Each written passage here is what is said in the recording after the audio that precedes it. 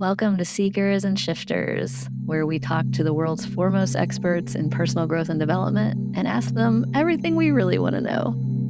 Hey there, Seekers and Shifters. It's your host, Michelle, and I'm here today with Diana Dorrell. Do you want to introduce yourself to our listeners? Hello, everybody. Michelle, thanks so much for having me. First off, you are so much fun. But yes, for everyone listening, hello. My name is Diana Dorrell. My little nomiker is the Dancing Goddess. That's my website, thedancinggoddess.com. And I'm a empowerment coach and author of The Dating Mirror, Trust Again, Love Again, and an intuitive. And you just came out with your own deck of tarot cards. Is that right? I did. And you brought them. Yay. I've been using them like all week, and it's called Your Magical Intuition Oracle. And there's 33 cards in the deck, and I am so in love. I am curious, what inspired you to create your own deck? Obviously there's lots of decks out there to choose from. Why make your own? Yeah. So I've always wanted to, but it never felt like the right time. And then I met, one of my coaching clients. Her name is Ellen. She's a mom out of Canada who happens to be a designer and an artist. And I was like, hey, want to partner on something? And our whole vision for the deck was to help people tap into their inner child and to heal themselves. And it's also for kids too. So like if you see the images, they're quite simple and beautiful. Oh, and they're upside down. So the idea was to just have a tool that people could use. I use Oracle decks every single week for myself, just as a grounding practice. And so the idea of creating my own and really taking the time to sit and meditate and channel each card and the message and, the bigger why was pretty cool. And then to do it with Ellen was just a treat. Oh, I love that. And I especially love that you're thinking about kids with it. I feel like that's such an underserved part of this market. And I'm sorry, I know we're tuned in to listen to weirdos have weirdo conversations, and we will. And it's going to veer into business sometimes. I'm a business person. Sometimes it goes businessy. That's all right. I had a client back in the day who was writing meditation books for kids and coming out with meditation cushions for kids. And I just thought that was so brilliant. Because a lot of us are learning these skills like midlife. It's like we hit a midlife crisis and then we go, oh shit, something's got to give. So maybe I should learn how to meditate or whatever. But like, how cool is it to start learning these tools as a child? Absolutely. And it's so funny. Like I want to say 4th of July week, I gave the cards to one of my friends, Sarah, and her 2-year-old was obsessed. Like we were at lunch and she was like not interested in the menu and just like splayed all the cards out on the bar table. And we're just like, what is going on? And she was sorting them and like she knew what she was doing. So it was really, really cool to see a child light up with the deck too. And how accurate was the read? I mean, did you see what cards the 2-year-old pulled? And did you actually read the cards? She didn't read them, but she pulled the Never Alone card and her mom like teared up. And I guess she was picking up on her mom, like really feeling overwhelmed. And yeah, it was very intentional. She was like holding on to it. We're like, show us no, show us. Okay. My card. It had meaning for the mom. And, here is a theory I have, right? Like, we have all kinds of different frameworks in this space that we use.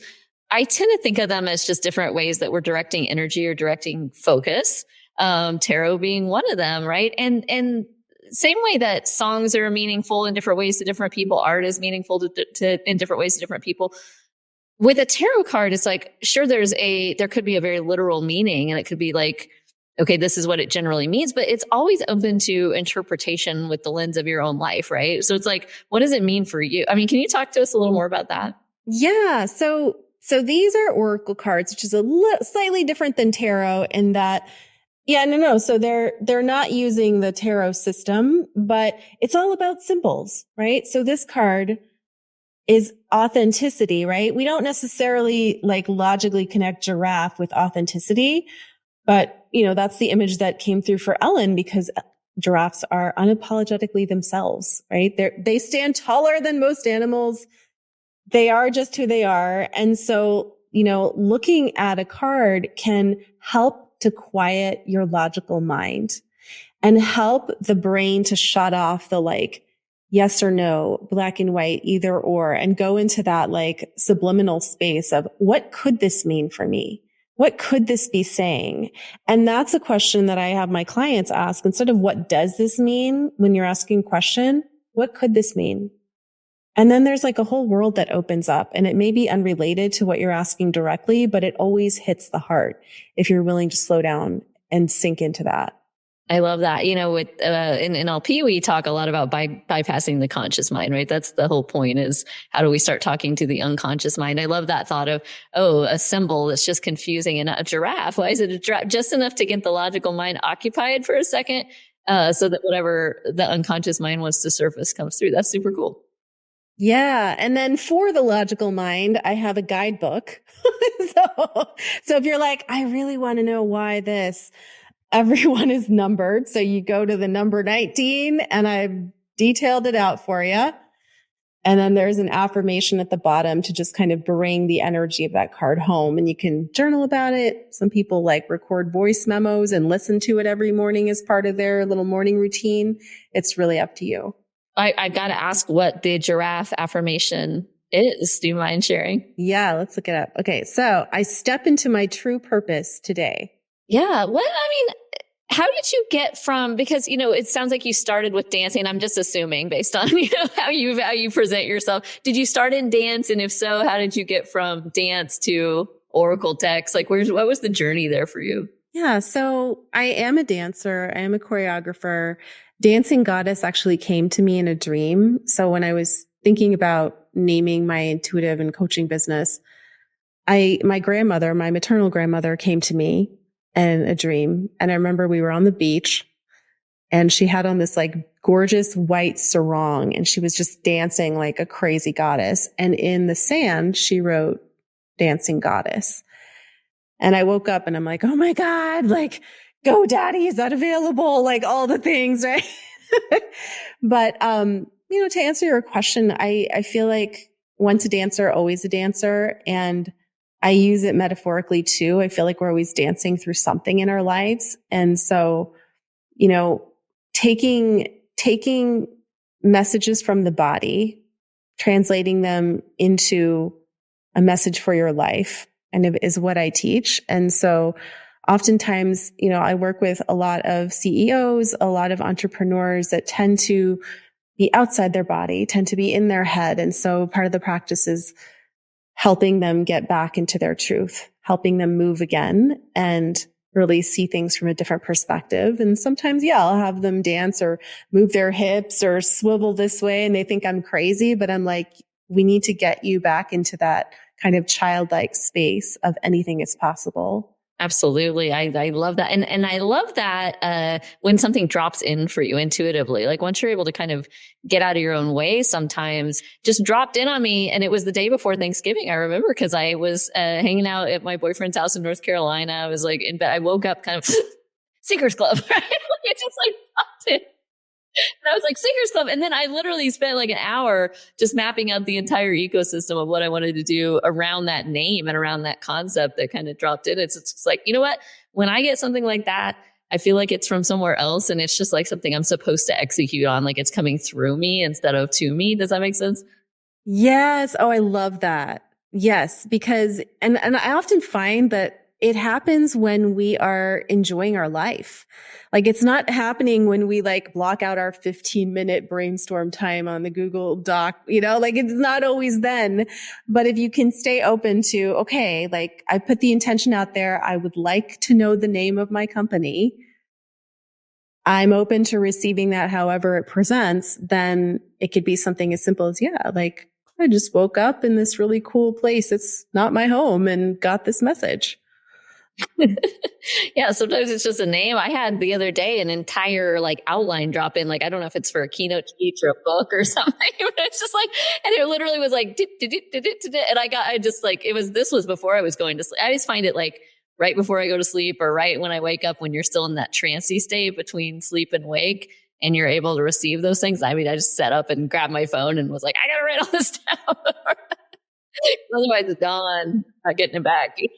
Those are my favorite moments. Yep. I always say, like, keep a notepad by your bed. Even if it ends up being a doodle and a hot mess when you wake up, like, your subconscious will remember it. Right.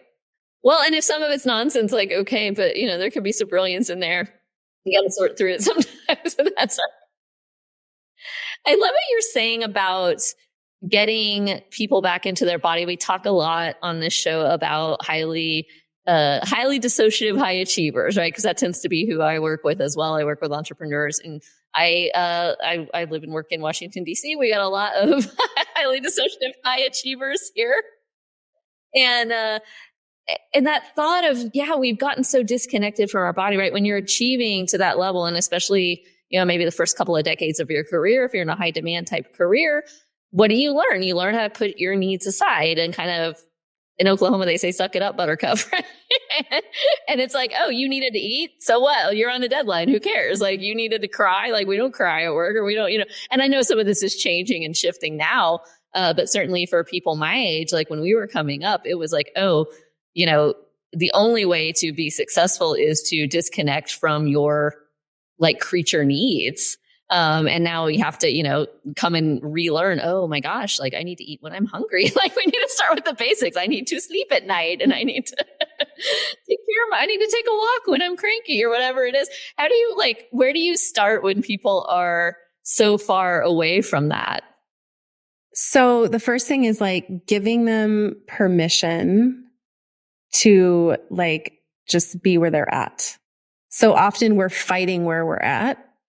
We're trying to not have the emotions. We're trying to not be perfectionistic. And so I just tell them can you fall in love with that side of you that feels like you have to push yourself to the nth degree? And they look at me like, what? Until you love it, it can totally own you. So that's the first step is okay, this is what's showing up. This is my norm. I'm just going to fall in love with that side of me. And there's other sides that I want to explore. And this side can come along for the ride, but it doesn't have to be in the driver's seat all the time. What would it feel like to have it be in the passenger seat? And so, it's about not making yourself wrong. And if you cannot make yourself wrong, then everything becomes an experiment instead of this is the way I am and this is the way I will always be. Yeah. One of the basics I teach my clients is to say to themselves and also to other people, it's okay to be angry. It's okay to be sad. It's okay to, that gets into in terms of how we're triggered by or react to other people, like us trying to people please or manage or control other people's emotions. It's okay for you to be angry. If you're angry, even if it's at me, it's all right. Or it's okay for me to be angry. Just as a reminder, to accept that, because to your point, and you said it so beautifully, right? But it's if that emotion is ignored, or if we try to stuff it down, it's just going to try to come back stronger and stronger.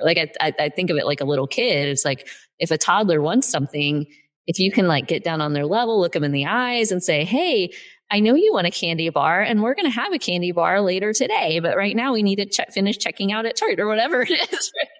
That might be okay. But if you're just shut up, I don't have time for you right now, the toddler's going to scream and freak out. And our emotions are the same way, right? That's such a good analogy. I can totally see the Target situation. I mean, candy bars right there at eye level, they don't help us very much as parents with their merchandising. I know. Oh my gosh. And think of multiple 2-year-olds, right? It's multiple 2-year-olds, it's them against you. And then you're already setting up this weird dynamic of neither of us are getting what we want. So let's just level with each other and accept each other and love each other. And, that's the core of my work, is helping people remember that it's okay to love themselves, even if they're imperfect. It's okay to love themselves, even if they don't, if they didn't have the perfect childhood, or, they tend to be perfectionist. It's stop making yourself wrong for all of that. We get to choose every single moment how we respond or react to what happens in our life. And you get to be the powerful creator. So what are you choosing today? Who are you choosing to be right now? And when you choose how you be, it informs everything around you. It informs how people interact with you. It informs how you receive, and also what you're able to release and let go of.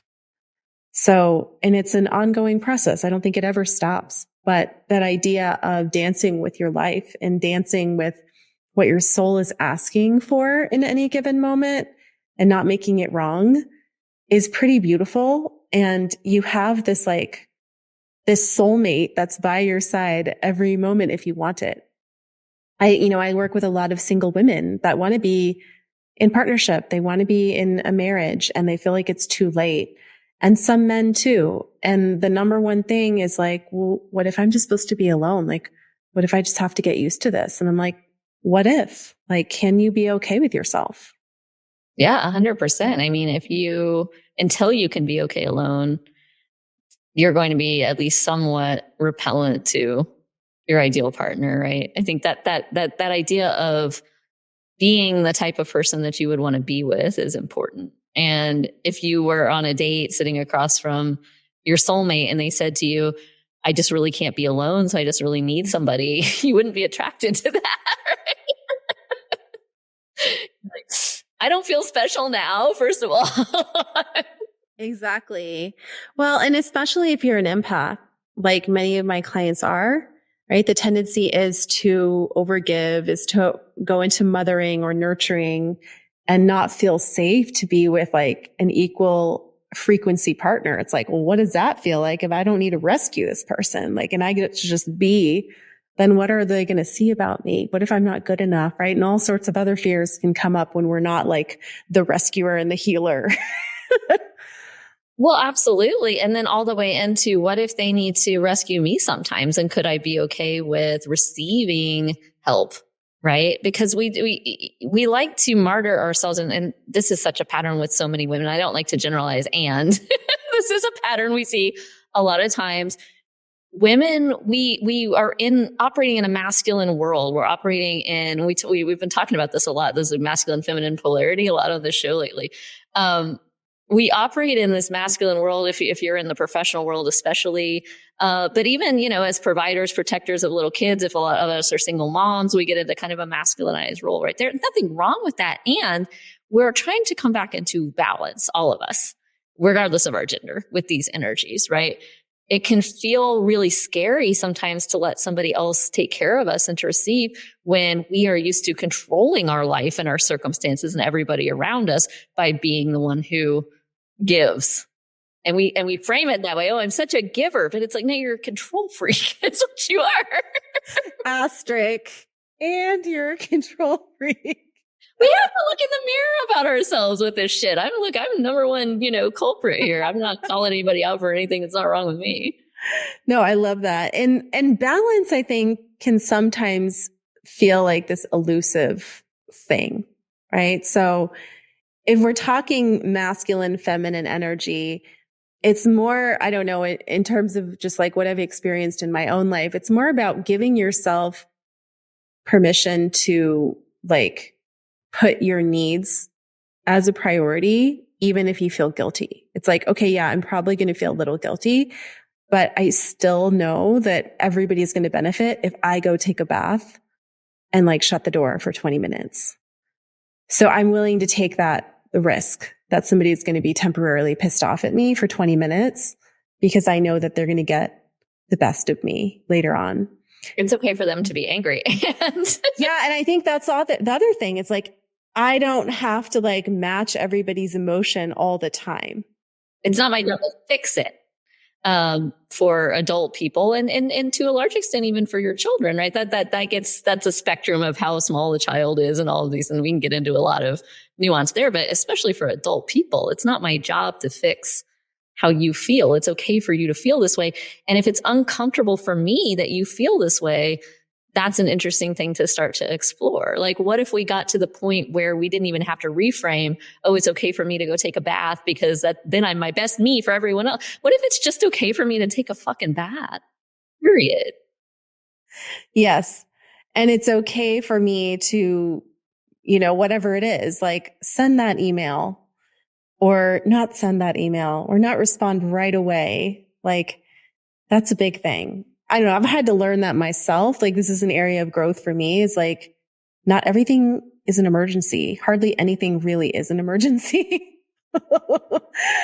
But I was getting such a satisfaction from like, but I'm going to respond because I'm going to check it off my list and then it's done. It's like, well, I haven't eaten. I'm pretty hangry. Probably not the best time to respond to the email. As per my previous message. Yeah. Stop, take your fingers off the keyboard. Set it down. Go have a snack. Yeah. Sometimes, treating ourselves like you're just hungry. You're just sleepy. You need to go play. You need to go play for a while. And that's okay. I got there this weekend a little bit and like by the time people listen, this will be, a month or 6 weeks off the news. But this weekend we had a dramatic news cycle. We'll say we don't even have to get into it, but I found myself, and that I've actually gotten so much better about this. But this weekend I got sucked into it. I was sucked into the news. I was sucked into Twitter, X formerly known as Twitter. And, and I was like, at a certain point, the knowledge clicked back in and it was like, put the phone down, go do something else, go to the gym. This is not helping me to wallow in this news. I know it's been crazy. And it's like, it is within our control how much we're on our phone, how much we watch, what we listen to, what we take in. It's like, again, goes back to the body. What are you ingesting literally, metaphorically, spiritually, and emotionally? And like, can you make some adjustments? 100%. Like I will say my dude who's, very far down the path, he's a magical being. But he's always on me a little bit about like the shit I watch on TV.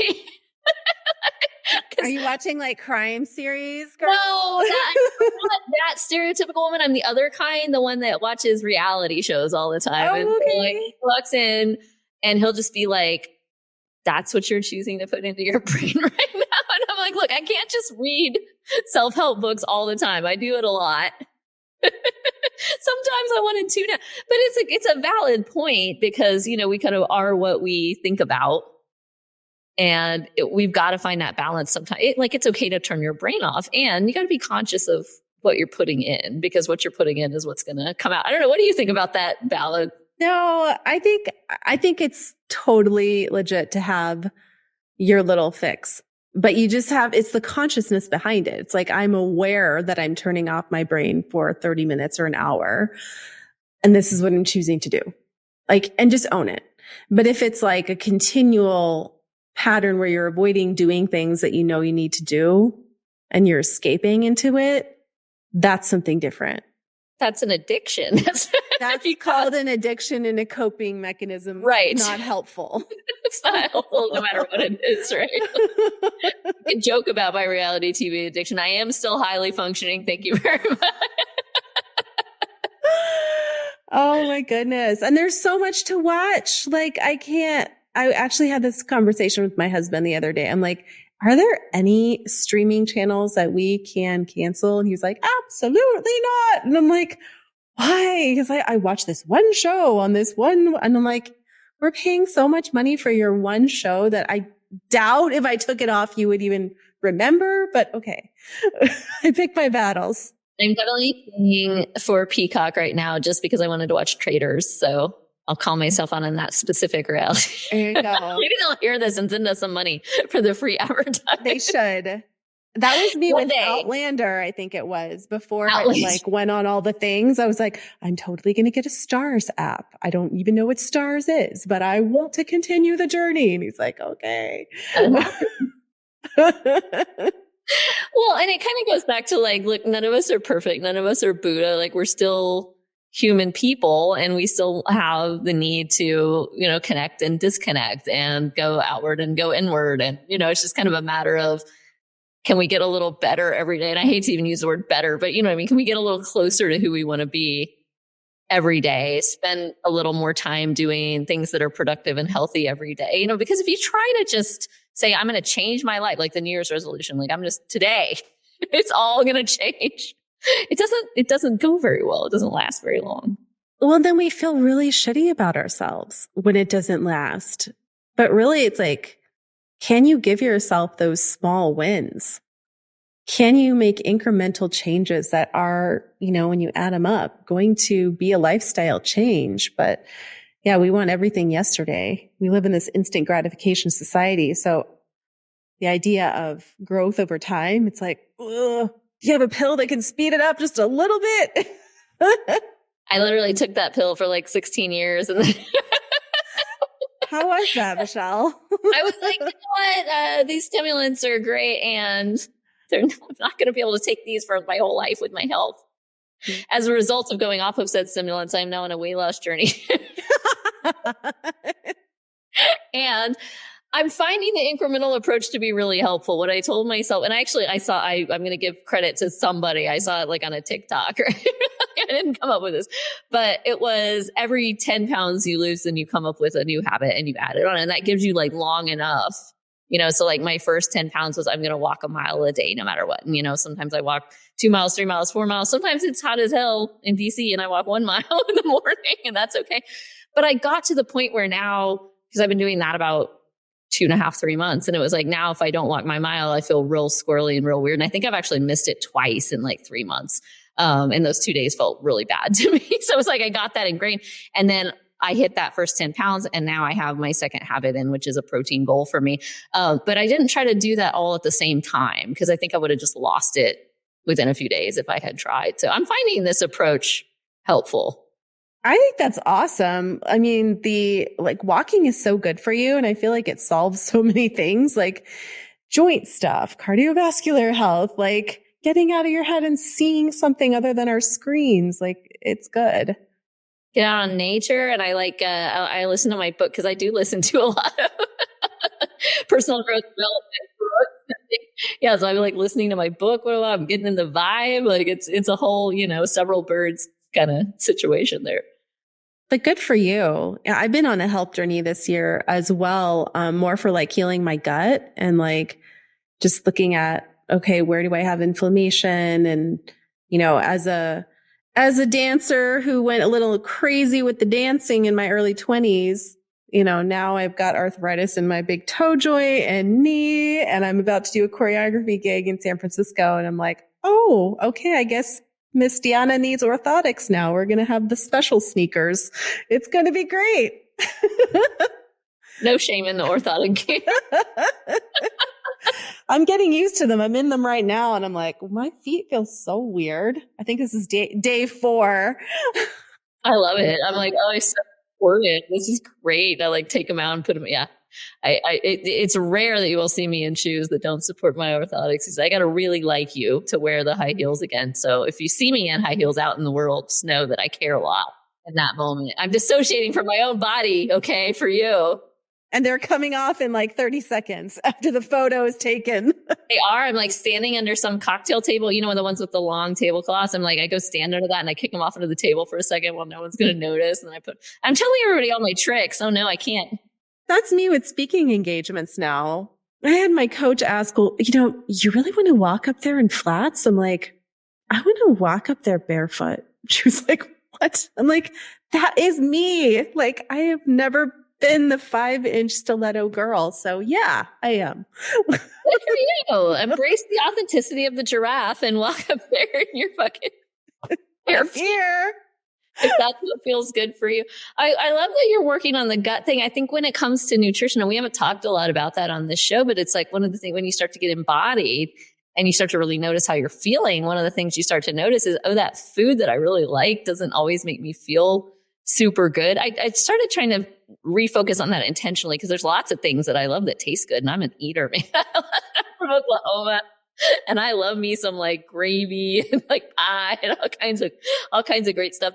But I would start to say, okay, that's cool. Like I'm going to eat the cookie or whatever it is that I want. And then I'm going to notice how I feel. Sometimes in 10 minutes, sometimes in an hour. And then lately I've been on my continuous glucose monitor. So it's over here. Oh, good for you. Yeah. So it's telling me in real time, like, oh, that fucked you up real bad. So it's giving me, and I'm noticing, actually I'm getting more and more into healthy eating because I feel so much better when I stick to it. And it's like, I'm at the point now, and it's taken me months and months, but I'm at the point now where I see a donut and I'm like, no, like poison. I know. Feel good if I eat that. I think it was 2 days ago. I had a friend, like, we just had dinner impromptu. We like stumbled upon this bake shop. And I had this like just a chocolate chip cookie. It looked decadent. It tasted decadent, but I was like halfway through it and I'm like, this is so sweet. Like I've pretty much cut out sugar and this is like my little cheat night. I felt so sick an hour later, like gassy, bloaty, all the things. And I'm like, okay, that was a choice. Well, and it comes back to, like you said, loving yourself and just accepting yourself. Because if you get into like a guilt and shame, either before or after with the cookie, like I shouldn't have the cookie. Coaches all know should is such a flag word, but like I shouldn't have the cookie. It's bad. I can't have it. Like, what's that going to make you do? You're going to go binge eat like 8 cookies and be like, because there's a part that's going to pop up and be like, I can have cookies. We're body positive and we're this and that. And it's like, yeah, great. And you're going to eat like 8 cookies and you're going to feel like shit. But if you say, I can have the cookie if I want to, I'm a grown up and I can have a cookie whenever I want. I am going to choose to not have the cookie because I'm going to play the tape forward a little bit. And I know that in about 10 minutes, I'm going to feel like shit if I have that cookie. And I want to feel good. Like, what could I have instead that would make my body feel good? If you're able to just kind of get into that and say, it's okay to have a cookie. Like, by the way, if you're listening and you love cookies, like we're not judging your love. You eat all the cookies you want. If you eat cookies and it makes your body feel great, I'm jealous of you and impressed and happy for you. Right. That's not my experience. That's all I'm saying. Yeah. No, but it's interesting. Like when we see also the emotions connected to the foods, right? Like, because I saw how much when I was stressed or avoiding certain choices that I had to make in my life, like I would reach for the cookie or I would reach for the bagel with a ton of cream cheese. And I never felt good afterwards. But in the moment, you're like, this is soothing me. This is like my mom, you know? But if we don't need that and we learn how to mother ourselves through the way that you just demonstrated so beautifully, like the talking yourself through the process, like you probably don't always want the cookie. I noticed I have 2 big triggers for food. And one is being bored. So like in the weekend, if I'm sitting around and I'm bored, then it's like, oh, I could make a bunch of cookies and eat them. You know? Well, and this was kind of a COVID habit that, because I'm such an extrovert and I was a girl about town and going everywhere. And then as soon as we were locked down, I was like, oh God, what do I do? And I spent a lot of time like watching TV and eating in front of the TV and like getting high and like, which made me eat more. I was like, this is the only way I can stand to stay home. Now I love to stay home, by the way, because it finally shifted me where I like it. And I'm sober. For the year, right? But like at the time, that was the habit that got ingrained, was like, oh, you're bored, eat in front of the TV. And now I'm like, oh, if I sit in front of the TV, I've really had to decouple TV from eating, because there's nothing wrong with watching some TV, like you said, if you want to, you know, unplug for an hour, but it doesn't mean I got to have cookies. Right. They don't need to go together. They don't have to go together. You can undo that. And the second one is, if I feel like I've been rushing around all day and I've done a very good job, I've been a very good girl, and I did all the things, I had a really hard day. Then it's the McNuggets, man. I want to reward myself with that McDonald's, which is not, again, I do not feel good after I eat that. It does not make this glucose monitor happy when I eat that. I did test it just to make sure. I'm so glad that you did that for yourself, though. I gotta have science, you know. I gotta have the evidence. Like, see, I am definitely fucking myself up right now. Yeah, see, they told me it was gonna fuck me up, but just to make sure, I had to eat it. For me, it's in and out. Like, the reward thing. I'm like, oh yeah. Okay, we definitely need a chocolate milkshake, even though we're lactose intolerant. We definitely need extra fries. And yes, let's make it a double with the animal style. That would be very smart. And it's really interesting to think about how we reward ourselves, quote unquote, with things that don't actually make us feel good. Why do you think we do that? Like, why don't I reward myself with a nice salad? Well, I think it's like the association, right? Like, for whatever reason, maybe salad in your mind is like stifling or boring. Unless it's like a very fancy salad that someone else makes for you. But the idea of making my own salad is just like, Okay. I actually hypnotized myself to love salad. And this is just like, I can't remember if I've told this story on this podcast before, but when I was in training, learning hypnosis, we practice on each other. But we were learning all the steps. And so we were learning the first step that we were learning, or one of the first steps we were learning, was how to write down hypnotic suggestions. And so the instructor says, write down a few suggestions that are related to the area you're working on. I was working on physical health. I thought this was just a throwaway exercise, and I had been in class like a lot, like it was like day after day after day, hour after hour. And I was getting a little punchy, right? A little bit like, and so I'm just kind of, like snarkily writing. So my suggestions are things like, I love salad. Salad is amazing. Every time I look at a menu, I go straight for the salad. Salad is healing I'm healing my body from the inside out with salad. I mean, they were just silly. And I write these suggestions, and then it turns out that these are the suggestions that we're going to use in exercise for like the next 2 days. So like other people have to hypnotize me with these suggestions, and everyone else's suggestions, because we're all sitting near each other, we can hear the other suggestions. Everyone else's suggestions are like, I am stepping into my purpose in the career of my dreams. And mine were like, I love salad. I love that so much. And the poor guy that had to practice on me, he's doing his best. He's earnest with it. And I'm just trying to be hypnotized. But I was just like, the entire time, the guy watching us is cracking up. The facilitator's having to be like, shh, everyone else is having this serious hypnotic. But regardless of that, and this is what I love about hypnosis and shit like that, is it worked. Like, even though we were laughing through it, even though I didn't feel like I was tranced out enough, or it worked. And I literally, the next time I went to a restaurant, my eyes went right to the salad. And I thought, I love salad. I've loved salad. Me. Salad loves you too, Michelle. And it does. Salad loves me too. I feel good when I have the salad. I'll have to try that. That's so awesome. Oh, yeah. Oh, you can hypnotize yourself. Do you do hypnosis in your practice? No, I've never actually done it like that. That's pretty cool. Oh, man. Let me know if you would. I'll do one for you. Yes. Oh my gosh, that would be so much fun. I've started hypnotizing myself, where I'll like record my own hypnotic tracks and my own suggestions, like for me to listen back to. So I don't even have to bother anybody else with hypnotizing me. I can hypnotize myself through technology. That is so cool. Do you use your own stuff on yourself? Do I what? Do you use your own stuff on yourself? Like the stuff you use with your clients? To use Oh, yeah. I feel like, even right before this show, I pulled a card for myself and was like, okay, like what's the vibe like behind whatever is going to be said? And just for funsies, I got the never alone card, the one that the 2-year-old pulled. And it says, you're always supported. So I don't know for anybody listening or watching this, if you need a message, this is also your message that, whatever you're trying to create in the world, like spirit's with you. You're not doing it by yourself. That's so beautiful. I want to ask what the affirmation is that comes along with that. Let's look it up. This is so fun. An affirmation for all of you today. Yeah. Support is all around me.